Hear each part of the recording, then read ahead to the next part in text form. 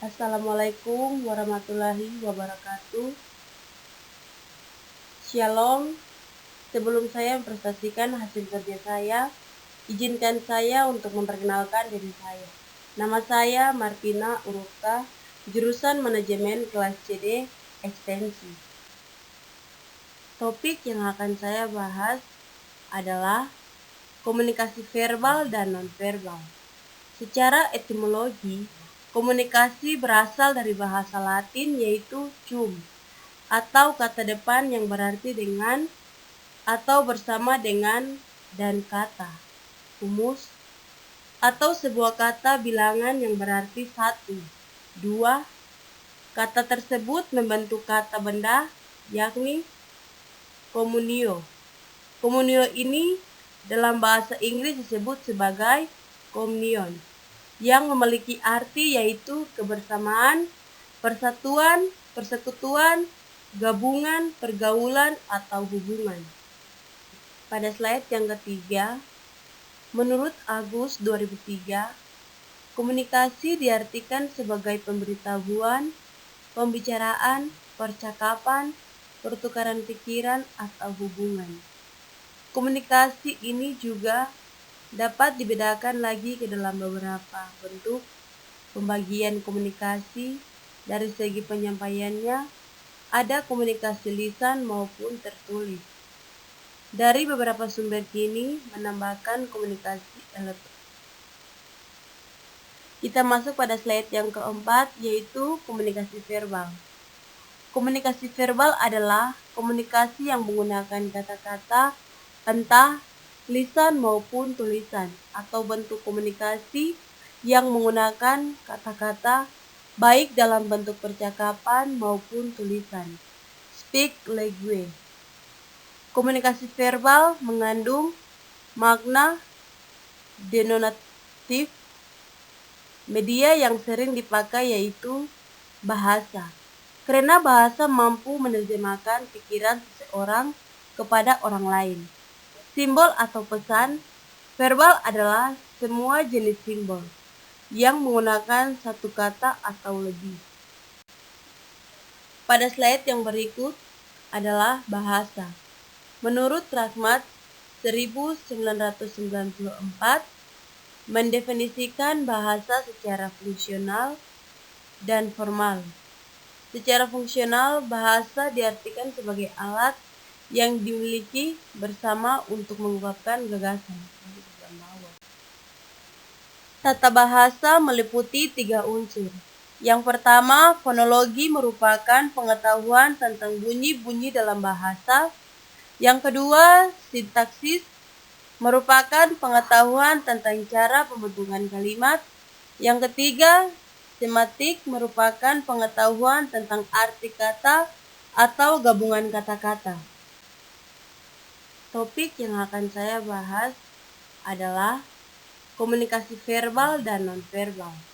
Secara etimologi, komunikasi berasal dari bahasa Latin yaitu cum, atau kata depan yang berarti dengan atau bersama dengan dan kata, humus, atau sebuah kata bilangan yang berarti 1, 2. Kata tersebut membentuk kata benda, yakni komunio.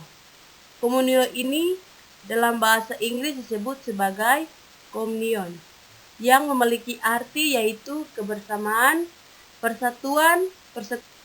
Pada slide yang ketiga, menurut Agus 2003, komunikasi diartikan sebagai pemberitahuan, pembicaraan, percakapan, pertukaran pikiran, atau hubungan. Komunikasi ini juga dapat dibedakan lagi ke dalam beberapa bentuk pembagian komunikasi. Dari segi penyampaiannya, ada komunikasi lisan maupun tertulis. Dari beberapa sumber kini menambahkan komunikasi.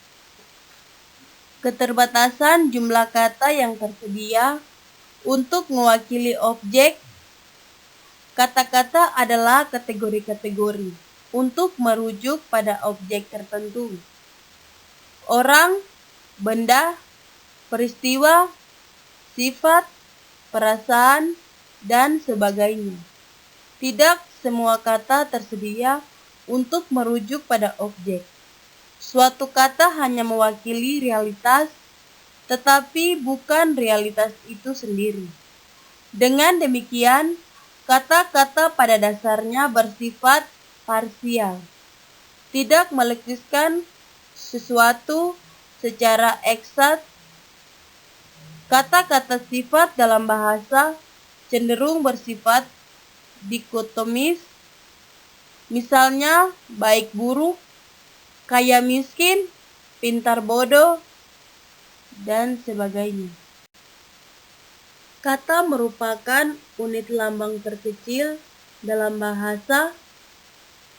Kata adalah lambang yang melambangkan atau mewakili sesuatu hal, entah orang, barang, kejadian, atau keadaan. Jadi, kata itu bukan orang, barang, kejadian, atau keadaan sendiri. Makna kata tidak ada pada pikiran orang. Tidak ada hubungan langsung antara kata dan hal. Yang berhubungan langsung hanyalah kata dan pikiran orang. Assalamualaikum warahmatullahi wabarakatuh. Shalom. Sebelum saya mempresentasikan hasil kerja saya, izinkan saya untuk memperkenalkan diri saya. Nama saya Martina Urupta, jurusan Manajemen kelas CD Ekstensi.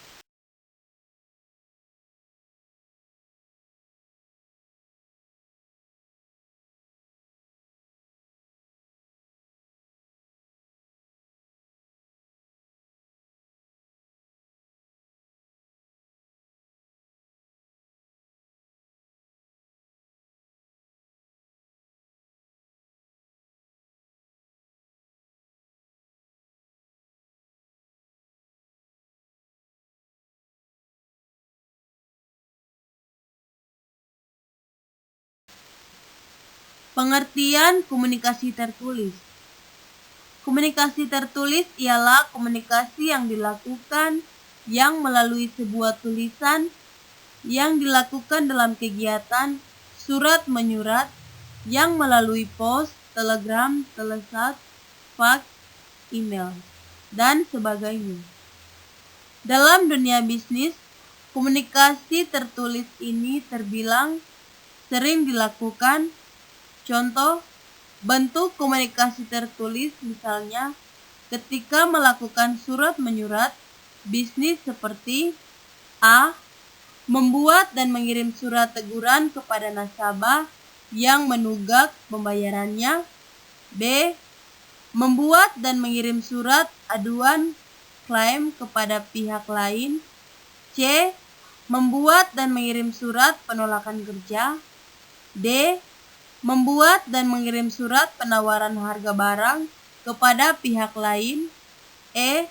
Membuat dan mengirim surat konfirmasi barang kepada pelanggan. F. Membuat dan mengirim surat pemesan barang order kepada pihak lain. G. Membuat dan mengirim surat permintaan barang kepada pihak lain. H. Membuat dan mengirim surat kontrak kerja kepada pihak lain. I. Memberi informasi kepada pelanggan yang meminta informasi produk-produk baru. Komunikasi nonverbal adalah komunikasi yang pesannya dikemas dalam bentuk tanpa kata-kata.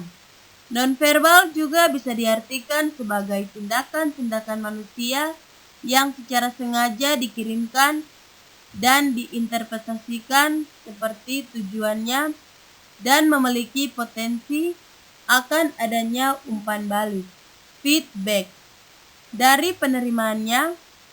Dalam arti lain, setiap bentuk komunikasi tanpa menggunakan lambang-lambang verbal seperti kata-kata, baik dalam bentuk percakapan maupun tulisan. Komunikasi nonverbal dapat berupa lambang-lambang seperti gestur, warna, mimik wajah, dan lain-lain. Jenis komunikasi verbal ada 2, A. Berbicara dan menulis. Berbicara adalah komunikasi verbal vokal, sedangkan menulis adalah komunikasi verbal non-vokal. Contoh, komunikasi verbal vokal adalah presentasi dalam rapat, dan contoh komunikasi verbal non-vokal adalah surat menyurat bisnis. B. Mendengarkan dan membaca. Mendengar dan mendengarkan itu kata yang mempunyai makna berbeda.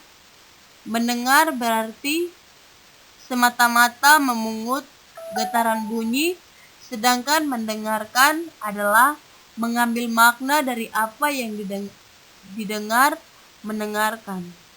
Melibatkan 4 unsur yaitu mendengar, memperhatikan, memahami, dan mengingat. Membaca adalah suatu cara untuk mendapatkan informasi dari sesuatu yang ditulis. Klasifikasi pesan nonverbal. Menurut Rachmat 1994, pengelompokan pesan-pesan nonverbal sebagai berikut. Yang pertama, pesan kinestik. Yang kedua, pesan fasial.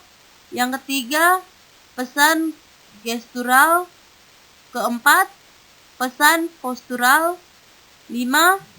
Pesan prosemik. 6. Pesan artifaktual. 7.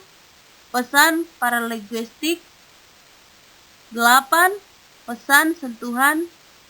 Terakhir, bau-bauan.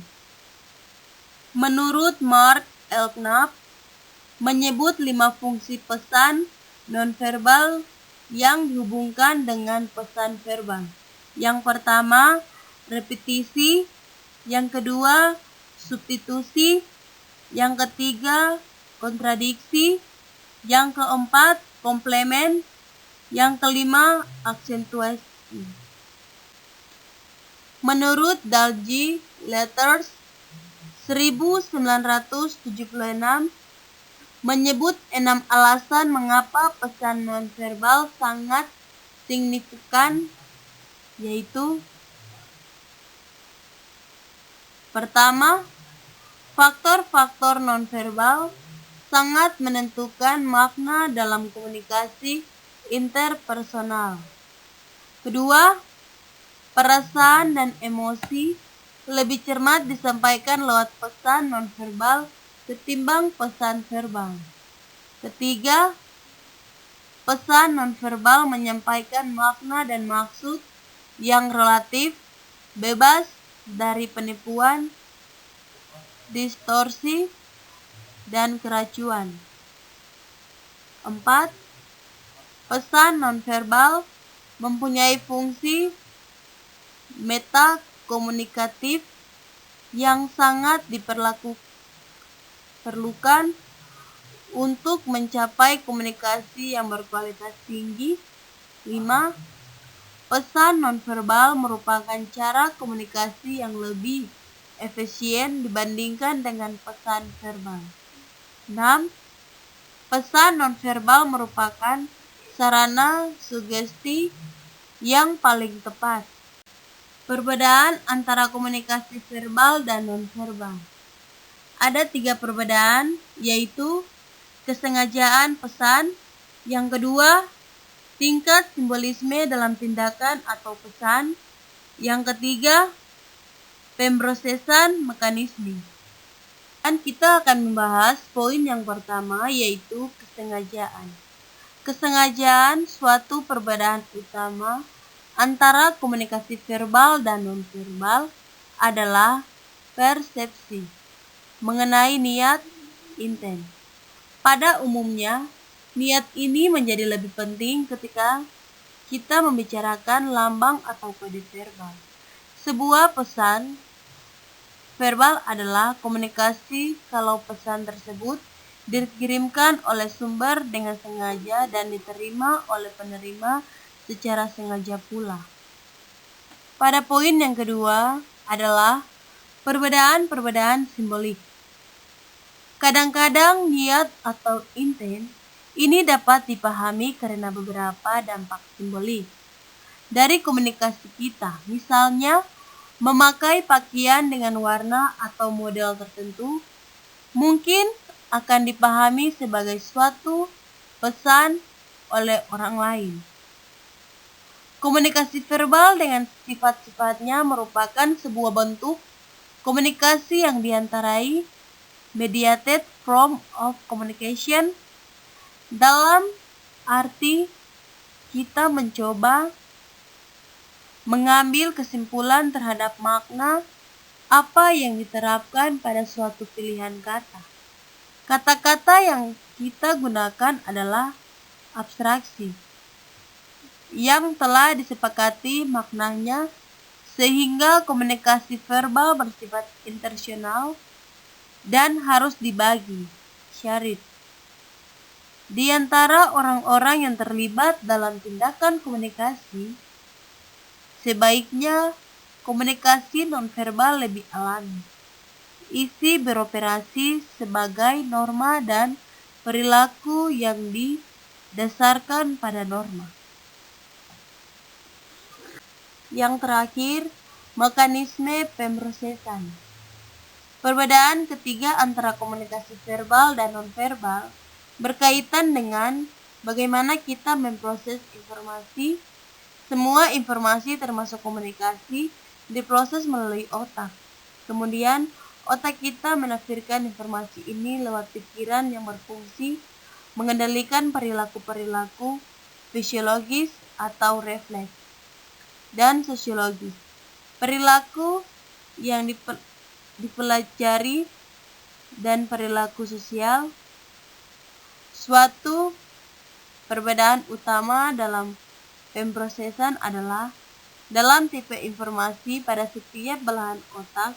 Secara tipikal, belahan otak sebelah kiri adalah tipe informasi yang lebih tidak berkesinambungan dan berubah-ubah. Sementara belahan otak sebelah kanan, tipe informasinya lebih berkesinambungan dan alami. Pada uraian di bawah, Malandro dan Barker juga menjelaskan mengenai hal ini. Pada slide yang terakhir, fungsi komunikasi verbal dan nonverbal. Meskipun komunikasi verbal dan nonverbal memiliki perbedaan-perbedaan, namun keduanya dibutuhkan untuk berlangsungnya tindakan komunikasi yang efektif. Fungsi dari lambang-lambang verbal maupun nonverbal adalah untuk memproduksi makna yang berkomunikatif. Fungsi lain dari komunikasi nonverbal adalah mengatur pesan verbal. Pesan-pesan nonverbal berfungsi untuk mengendalikan sebuah interaksi dalam suatu cara yang sesuai dan halus. Seperti misalnya, anggukan kepala selama percakapan berlangsung. Selain itu, komunikasi nonverbal juga memberikan penekanan kepada pesan verbal, seperti mengacungkan kepala, tangan, dan akhirnya fungsi komunikasi nonverbal adalah pelengkap pesan verbal dengan mengubah pesan verbal, seperti tersenyum untuk menunjukkan rasa bahagia. Mohon maaf jika ada salah kata, dan terima kasih buat perhatiannya. Thank you.